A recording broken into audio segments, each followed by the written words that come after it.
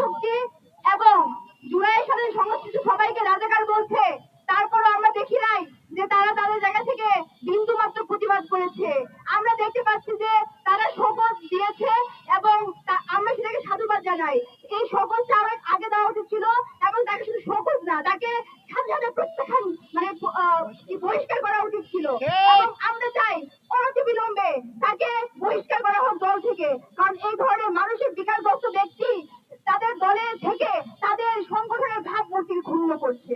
আমরা এটা বলতে চাই, তারা যখন আমাদেরকে জুলাই শক্তিকে যখন কালো শক্তি বলছে, আমাদেরকে যখন সেই হাসিনার মতো রাজাকার বলছে, আমরা দেখেছি 14ই জুলাই রাতে যখন শেখ হাসিনা যখন আমাদেরকে রাজাকার বলেছিল, তখন প্রতিবাদের ঝড় উঠেছিল।